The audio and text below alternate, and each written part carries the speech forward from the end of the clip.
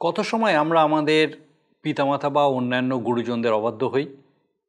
তারা যেভাবে বলেন আমরা সেটা শুনি না, কিন্তু আমাদের গুরুজনেরা কখনো চান না যে সেই অসৎ পথ অবলম্বন করে আমরা বিনষ্ট হয়ে যাই। আর তারা সবসময় চান যেন আমরা সৎ জীবনে ফিরে আসি। আমরা কি তাদের সেই সতর্ক বার্তা অবদান করি? আমরা কি আমাদের সেই অশান্তিপূর্ণ জীবন বা নিজেদের অজান্তে সেই ভুল পথে চলে যাওয়া থেকে ফিরে আসতে আগ্রহী হই? আপনার কি মনে হয়?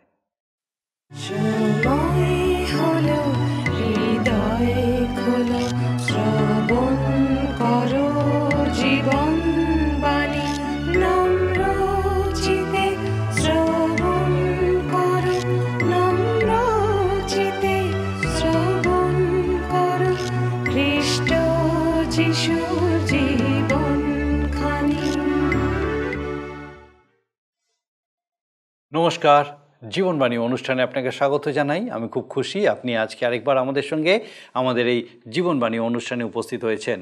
আর আপনার কাছে আমরা কৃতজ্ঞ যে আপনি নিয়মিত আমাদের সঙ্গে এই অনুষ্ঠানে উপস্থিত আছেন। আপনার সুচিন্তিত মতামত আমাদেরকে জানাচ্ছেন। এই অনুষ্ঠান আপনার কীরকম লাগছে?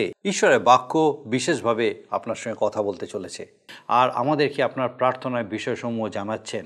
আপনাকে অনেক অনেক ধন্যবাদ। আসুন আজকে আমাদের অনুষ্ঠানের শুরুতেই একটা গানের মধ্যে দিয়ে আমরা ঈশ্বরের গৌরব করি।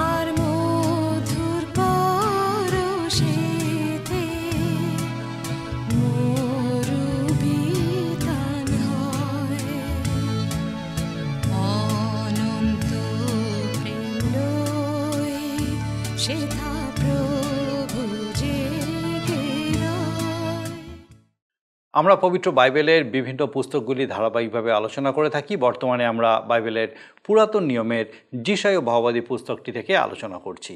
আমাদের আজকের আলোচনা শুরু হবে এই পুস্তকের 46 অধ্যায় থেকে। ঈশ্বরের বাক্যে পৌত্তলিকতার বিষয়ে যত ব্যঙ্গাত্মক রচনা আছে তার মধ্যে এই অধ্যায়টি হচ্ছে অন্যতম শ্রেষ্ঠ। অধ্যায়টি শুরু হয়েছে বিশেষভাবে বাবিলে ঈশ্বরের বিরুদ্ধে যে সমস্ত বিষয়গুলিকে তৈরি করা হয়েছিল সেগুলির পরাজয়ের ঘোষণা দিয়ে। আশ্চর্যের বিষয় হলো বাবিল তখনও কোনো মতেই একটি শক্তিশালী দেশ এবং ইসরায়েলের শত্রু হিসেবে বিবেচিত হয়নি, কিন্তু তা সত্ত্বেও বাবিল ছিল সেই সমস্ত পৌত্তলিকতার একটি কেন্দ্রস্থল এবং ভাববাদীর পক্ষে সেই ঘোষণা খুবই যথাযথ ছিল। বেল এবং নব হচ্ছে বাবিলীয় দেবতা।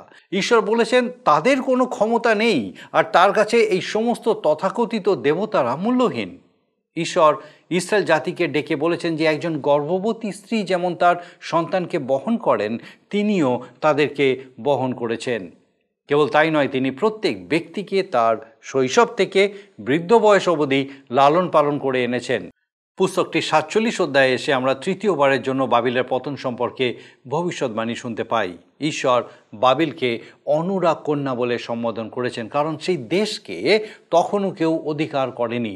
তিনি খুব রূঢ়ভাবে তাদের ধুলিতে এসে বসতে বলছেন।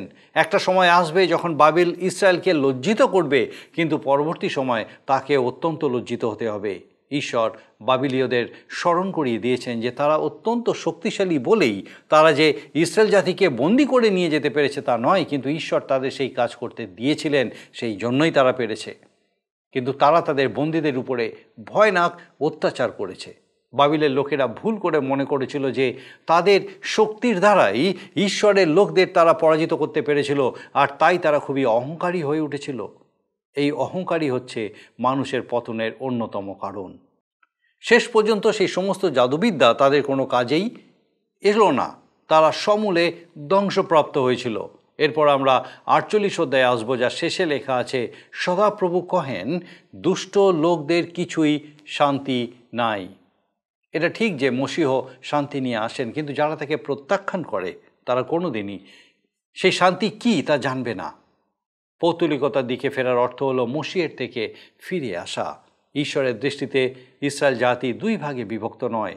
তিনি যখন ইসরায়েলকে সম্বোধন করেন তখন অখণ্ডিত ইসরায়েলকেই বোঝান, কিন্তু তারা কেউই তাকে জানে না বা তার সেবা করে না। তারা গর্ব করে বলে যে তারা পবিত্র জেরুজালেমের নাগরিক এবং ঈশ্বরের সন্তান, কিন্তু প্রকৃতপক্ষে ঈশ্বরের সঙ্গে তাদের সম্পর্ক নেই। ঈশ্বর তাদের এবং সেই সঙ্গে আমাদেরকেও মনোনীত করেছেন, এই জন্য নয় যে তারা বা আমরা কোনো অংশে শ্রেষ্ঠ, কিন্তু এই জন্য যে তিনি তাদের এবং আমাদের প্রতি অনুগ্রহ করেছেন। তিনি তবু তাদেরকে তার হৃদয়ের অন্তঃস্থল থেকে আহ্বান জানিয়ে বলছেন, আমি সেই ঈশ্বর যিনি আদি এবং যিনি অন্ত, আমি তোমাদের আমার কাছে ডেকেছি। এই আহ্বান তিনি যিশার মাধ্যমে জানিয়েছেন। ইসরায়েল জাতির নিজের দোষের কারণে ঈশ্বর তাকে যতটা চেয়েছেন ততটা আশীর্বাদ করতে পারেননি। আসুন আমরা এই বিষয়গুলি নিয়ে আরও গভীরভাবে অনুশীলন করি, অধ্যয়ন করি এবং দেখি যে এই বিষয়ের মধ্যে দিয়ে ঈশ্বর কীভাবে আমাদের সঙ্গে কথা বলছেন। প্রিয় বন্ধু, আজকের যিশা ভাববাদী পুস্তকের 46 অধ্যায় থেকে আলোচনা শুরু করব। প্রথমে আমরা দেখি বাবিল ও তাহার বেল নব নামক দেবগণের বিনাশ।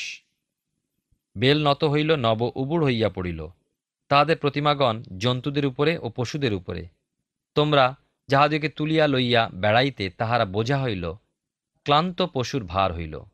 তারা একসঙ্গে উবুড় হইল, নত হইয়া পড়িল, বোঝা রক্ষা করিতে পারিল না, বরং আপনারা বন্দী হইয়া চলিয়া গেল। আমরা দেখি এক পদে বেল ও নব বাবিলনের দেবতা। এই দেবতাকে বালদেব বলা হয়েছে। যতদূর সম্ভব বেলদেব এসেছে বেলসেবুব থেকে, যে দেবতাকে শয়তানের গুরু বলা হয়েছে, আর নেবো অর্থে বক্তা বা ভাওবাদী। বেলকে আবার জুপিটার বা বৃহস্পতির সাথে তুলনা করা হয়েছে। বাইবেলের নতুন নিয়মে আমরা দেখতে পাই যে সাধু পৌল ও বার্নাবাস যখন লিস্ট্রাতে গিয়েছিলেন, তখন সেখানকার লোকেরা বার্নাবাসকে বেল এবং পৌলকে নেবো বা মার্কারি বা মঙ্গল বলেছিল, কারণ পৌল সেখানে বক্তৃতা দিতেন। আর আমরা দেখতে পাই যে ঈশ্বরের বাক্য আমাদের বারবার চেতনা দেয় যে আমরা যেন আত্মিক যুদ্ধ করে চলেছি। 3 পদে বলা হয় যে, লক্ষ্য করুন, হে যাকব কুল, হে ইসরায়েল কুলের সমস্ত অবশিষ্টাংশ, আমার কথা শোনো। গর্ভ হইতে আমি তোমাদিগকে বহন করিয়া আসিতেছি, মাতার উদর হইতে তোমাদিগকে বহন করিয়া আসিতেছি। ঈশ্বর বলেন, হে ইসরায়েল শোনো, স্ত্রীলোক যেমন তার গর্ভে সন্তান বহন করে, আমিও তোমাকে সেইভাবে বহন করে বেড়াচ্ছি। 4 পদে লেখা আছে, আর তোমাদের বৃদ্ধ বয়স পর্যন্ত আমি যে সেই থাকিব। পক্ষকে হওয়া পর্যন্ত আমি তুলিয়া বহন করিব। আমি নির্মাণ করিয়াছি, আমি বহন করিব। হাঁ, আমি তুলিয়া বহন করিব, রক্ষা করিব। সত্য ও মিথ্যার প্রমাণ এখানেই পাওয়া যায়। ঈশ্বর কেবলমাত্র ইসরায়েলকে বহন করেছেন তা নয়, কিন্তু আমাকে, আপনাকে, আমাদের সবাইকে বহন করছেন। এগুলোর থেকে সবথেকে বড় প্রয়োজন আমাদের হৃদয় পরিবর্তন, হৃদয়ে শান্তি এবং আনন্দ। যিশা ভাববাদী পুস্তকের ৫৩ অধ্যায় ৪ পদে লেখা আছে, সত্য আমাদের যাতনা সকল তিনিই তুলিয়া লইয়াছেন, আমাদের ব্যথা সকল তিনি বহন করিয়াছেন। আবার বাইবেলের নতুন নিয়মে ১ পিতর তার ৫ অধ্যায় ৭ পদে লেখা আছে, তোমাদের সমস্ত ভাবনার ভার তাঁহার উপরে ফেলিয়া দাও, কেননা তিনি তোমাদের জন্য চিন্তা করেন। আমরা যদি বাইবেলের পুরাতন নিয়মের ২য় বিবরণ তার ৩৩ অধ্যায় ২৭ পদ দেখি, লেখা আছে, অনাদি ঈশ্বর তোমার বাসস্থান, নিম্নে অনন্তস্থায়ী বাহুযুগল। তিনি তোমার সম্মুখ হইতে শত্রুকে দূর করিলেন আর বলিলেন, বিনাশ করো। দেখুন এরপর ঈশ্বর কি বলেন ৫ পদে, ৪৬ অধ্যায় ৫ পদে লেখা আছে, তোমরা আমাকে কাহার সদৃশ কাহার সমান বলিবে, কিংবা কাহার সহিত আমার উপমা দিলে আমরা পরস্পর সমান হইব? ঈশ্বরের তুলনা দেওয়া সত্যি বড় কঠিন। ঈশ্বর অসীম, অনন্ত, আর মানুষ সীমিত, ক্ষণস্থায়ী। এমন কিছুই নেই যার সাথে ঈশ্বরের তুলনা করা যায়। ঈশ্বরকে সীমাবদ্ধ করা যায় না বা কোনোভাবে ব্যাখ্যা দিয়ে বোঝানো যায় না। আর এই জন্যই তো ঈশ্বরকে মানুষরূপে নেমে আসতে হয়েছিল।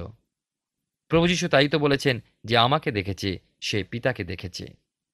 ৬ পদে দেখুন কি লেখা আছে, তাহারা তোড়া হইতে স্বর্ণ ঢালে, নিক্তিতে রৌপ্য তৌল করে, স্বর্ণকারকে বাণী দেয়, আর সে তাহার দ্বারা এক দেবতা নির্মাণ করে, পরে তাহারা দণ্ডবৎ হইয়া প্রণিপাত করে। ৬ পদে আমরা ২ প্রকার দেখতে পাচ্ছি, ধনী ও দরিদ্র। আর যদি তুলনা করতে চাই, পরীক্ষা করে দেখি ৭ পদে কি লেখা আছে, তারা তাহাকে স্কন্ধে তুলিয়া বহন করে, স্বস্থানে বসাইয়া দেয়, তাহাতে সে দাঁড়াইয়া থাকে, আপন স্থান হইতে সরে না। আবার একজন তাহার কাছে ক্রন্দন করে, কিন্তু সে উত্তর দিতে পারে না, কাহাকেও সংকট হইতে নিস্তার করিতে পারে না। আর আমরা দেখতে পাই ৯ পদে কি লেখা আছে, সেকালের পুরাতন কার্য সকল স্মরণ করো, কারণ আমি ঈশ্বর আর কেহ নয়, আমি ঈশ্বর, আমার তুল্য কেহ নাই। বর্তমান কালে আমরা দেখি অনেক কিছু আধুনিকরণ হয়েছে। উপাসনায় বা গির্জায় যাওয়া অনেকের কাছে সময় নষ্ট, কেননা তারা বলে ওখানে কিছু পাওয়া যায় না। তাদের কাছে এটা অসার, দেবতাকে বহন করা।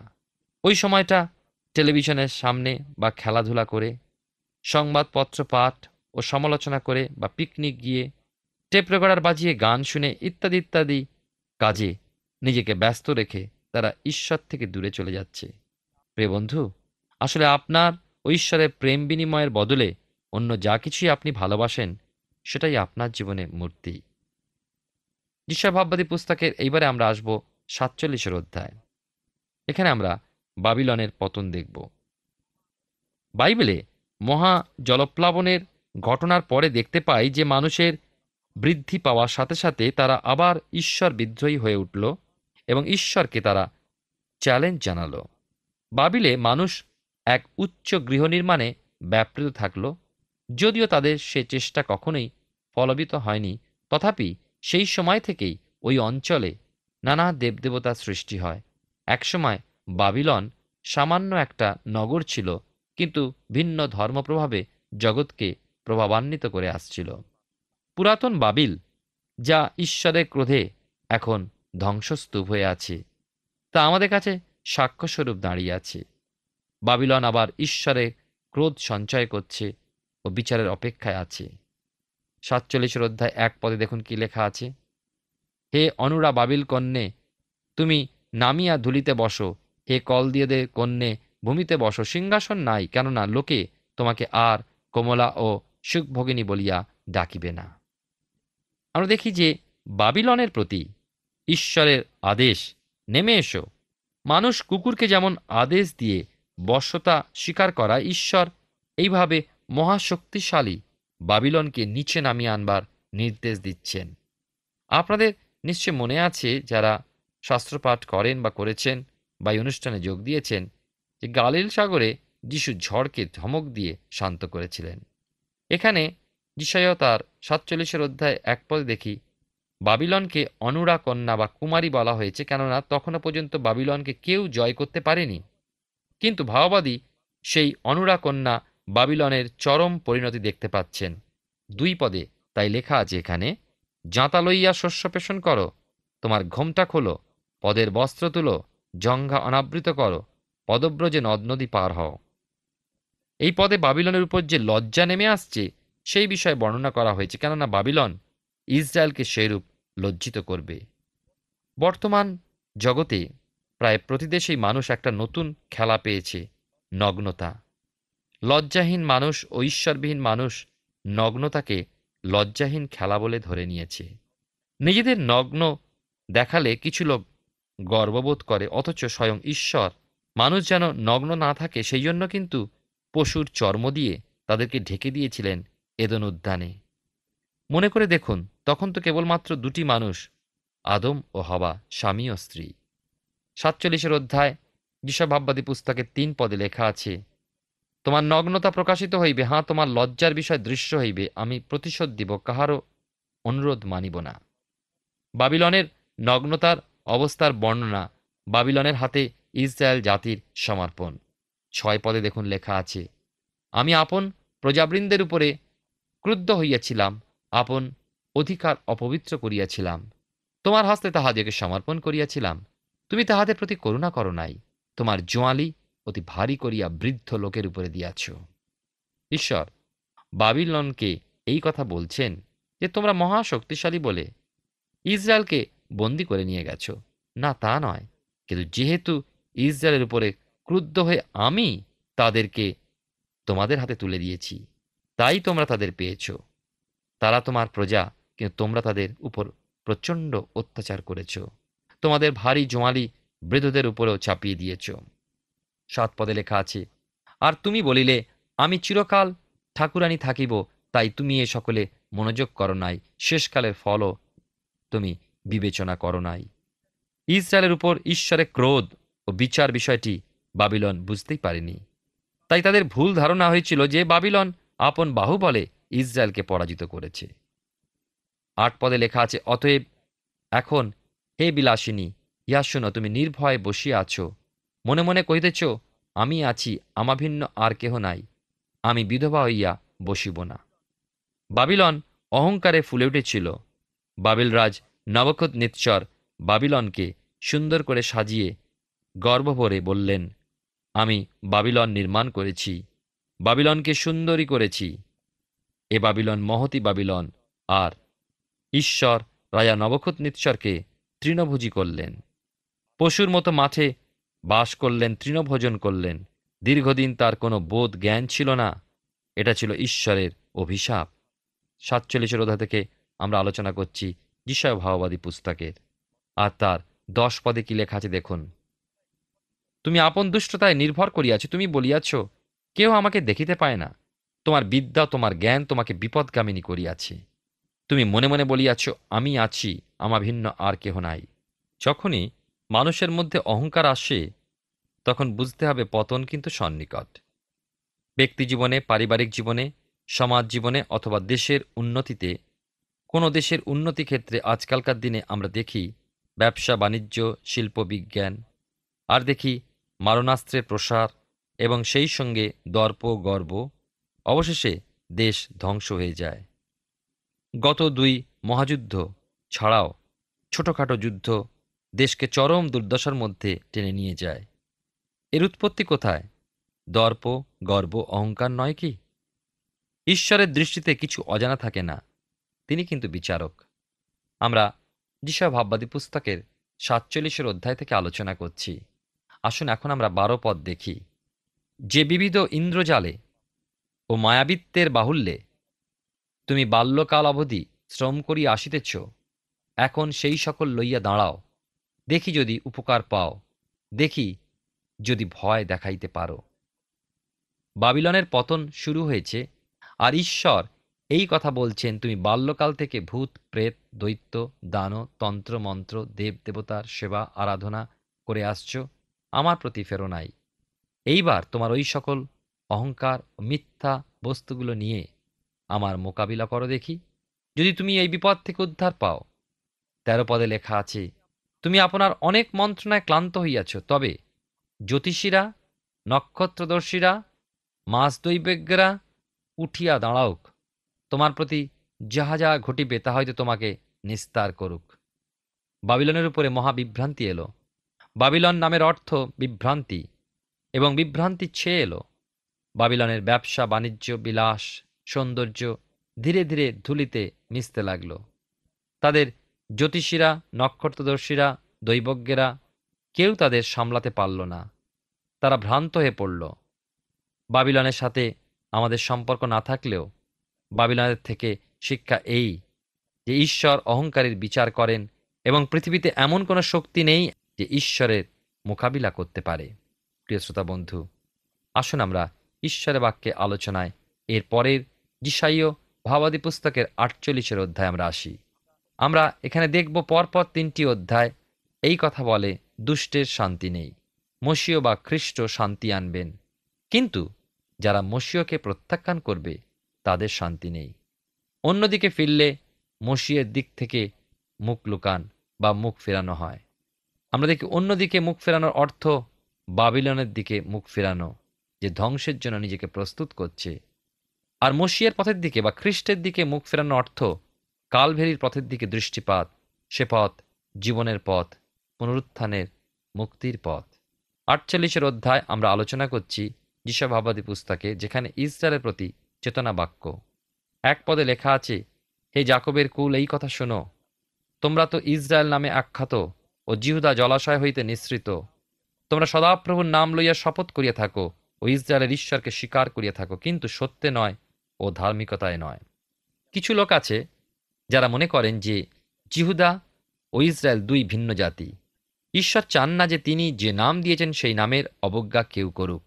আব্রাহাম, ইসাহাক ও জাকবের মধ্য হতেই তো ইসরায়েল জাতিকে ঈশ্বর মনোনীত করেছেন, এবং একই ইসরায়েল জাতির মধ্যেই জিহুদা।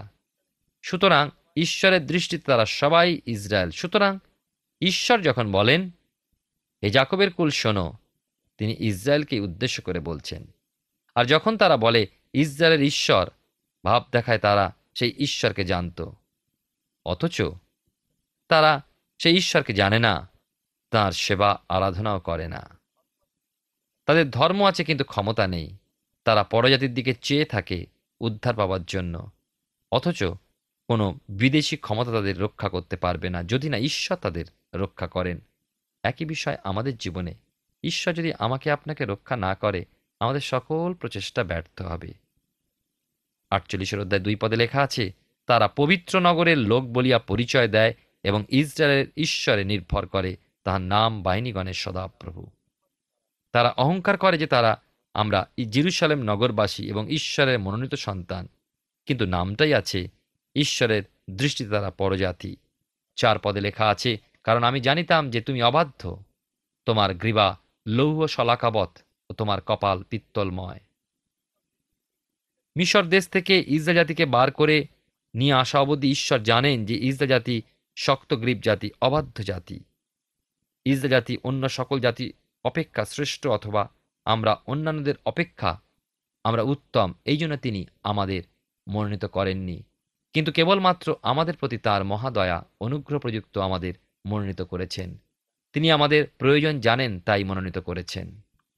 ৪৮ অধ্যায় ১২ পদে দেখি লেখা আছে, হে যাকব, হে আমার আহুত ইসরায়েল, আমার বাক্যে কর্ণপাত করো, আমি তিনি, আমি আদি, আবার আমি অন্ত। যে মনে হয় যেন ঈশ্বর ইসরায়েল জাতির প্রতি আহ্বান করছেন না, কিন্তু কেবলমাত্র যে অবশিষ্টাংশ তখন তাতে আসক্ত আছে তাদেরই ডাকছেন, আমার আহুতজন, এই আখ্যা দিয়ে। তিনি স্নেহভরে বলছেন, আমার ডাক শোনো, আমি তোমাদের সেই ঈশ্বর, আমি আদি এবং আমি অন্ত। আমরা এবার দেখি ১৫ পদ, ঈশ্বরের অন্তরের ডাক। লেখা আছে, আমি কথা কইলাম, হ্যাঁ আমি তাহাকে আহ্বান করিয়াছি, আমি তাহাকে আনিলাম, আর সে আপন পথে কৃতার্থ হইবে। ১৬ পদে দেখুন, যিশয় ভাববাদী ঈশ্বরের সংবাদ বাহক ইসরায়েল জাতির সামনে সদাপ্রভুর বাক্য বিষয় ওকালতি করছেন। তবে তার মুখে যে বাক্য সেটা প্রভু যিশুরই বাক্য লেখা আছে। আর এখন প্রভু সদাপ্রভু আমাকে তাহার আত্মাকে প্রেরণ করিয়াছেন। এই পর্যন্ত ঈশ্বর ইসরায়েলকে পূর্ণ মাত্রায় আশীর্বাদ যুক্ত করতে পারেননি, আর না পেরেছেন তার কারণটা কি, বা আমরা না পাইনি তার কারণ কি? কার দোষ? ইসরায়েলের ক্ষেত্রে ইসরায়েলের দোষ, আমাদের ক্ষেত্রে আমরা নিজেরা দোষী। আমরা দেখি 19 থেকে 22 পদের মধ্যে এই অংশে আমরা দেখতে পাই, আর তোমার বংশ বালুকার ন্যায় হইত, তোমার সন্তান তাহার কণাসমীয়ের ন্যায় হইত, তার নাম উচ্ছিন্ন আমার সম্মুখ হইতে লুপ্ত হইত না। তোমরা বাবিল হইতে বাহির হও, কলদীয়দের মধ্য হইতে পলায়ন করো, আনন্দগানের রব সহকারে ইয়া প্রচার করো। এই সংবাদ দাও, পৃথিবীর সীমা পর্যন্ত এই বিষয় উল্লেখ করো। তোমরা বলো, সদাপ্রভু আপন দাস যাকবকে মুক্ত করিয়াছেন।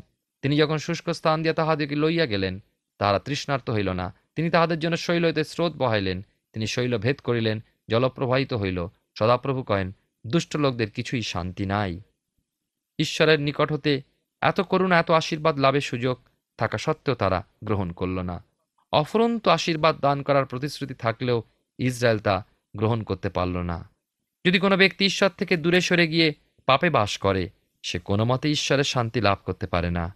কয়েক সহস্র বৎসরের ইতিহাসও এই সাক্ষ্য দেয়, ঈশ্বর থেকে দূরে থাকলে সে শান্তিতে থাকতে পারে না। প্রিয় বন্ধু, আসুন আমরা সেই জীবন্ত ঈশ্বরের হাতে সমর্পিত হই, তার সঙ্গে থাকি, তার সঙ্গে চলি। আপনার জীবনে তার অপার অনুগ্রহ আশীর্বাদ উপলব্ধি করতে পারবেন। ঈশ্বর আপনার জীবনে মঙ্গল করুন। আমরা যিশাইয়া পুস্তক থেকে ধারাবাহিকভাবে অধ্যয়ন করছি। আমার বিশ্বাস মহান ঈশ্বর বিশেষভাবে আপনার সঙ্গে কথা বলছেন। ঈশ্বর যাকবের বংশ থেকে ইসরায়েল জাতিকে উৎপন্ন করেছিলেন। একজন গর্ভবতী নারী যেমন সন্তানের জন্মের পূর্ব থেকে তাকে বহন করেন, ঠিক সেইভাবেই ঈশ্বর ইসরায়েল জাতিকে বহন করেছেন। তিনি তাদের মিশরের বন্দিত্ব থেকে উদ্ধার করে প্রতিশ্রুত দেশে নিয়ে এসেছিলেন। কিন্তু তারা কোনোদিনই তার প্রতি বিশ্বস্ত হয়ে থাকতে পারেনি। তারা তার প্রতি নয়, কিন্তু বিজাতীয় ঈশ্বরবিহীন বিভিন্ন বিষয়ের প্রতি আকৃষ্ট হয়েছে। সত্য ঈশ্বরকে প্রত্যাখ্যান করেছে, বিভিন্ন অন্য কিছুর আরাধনা করেছে, উপাসনা করেছে। আর ঈশ্বর এই পৌত্তলিকতাকে সর্বদা ঘৃণা করেছেন। ভ্রষ্ট ইসরায়েল জাতি বাবিলের মতোই নিজেদের তৈরি ঈশ্বরের বিরুদ্ধে যা কিছু সেইগুলোর আরাধনা করেছে, আর তাই তাদের মধ্যে কোনো শান্তি নেই। ঈশ্বর বারবার ইসরায়েলকে আহ্বান জানিয়ে বলেছেন যে তিনিই হচ্ছেন সত্য ঈশ্বর, যিনি অনন্তজীবী, যার কোনো শুরু বা শেষ নেই। তিনি তাদের তার দিকে ফিরে আসতে বলেছেন, কিন্তু তারা ফিরে আসেনি, আর তাই তাদের জীবনে অশান্তি থেকেই আছে। আমাদের পরবর্তী অংশে আমরা যিশাইয়া তার 49 ও 50 অধ্যায় থেকে আলোচনা করব। আসুন এখন প্রার্থনায় যাব, আর আমি চাইবো আপনিও যোগ দিন। আসুন প্রার্থনা করি।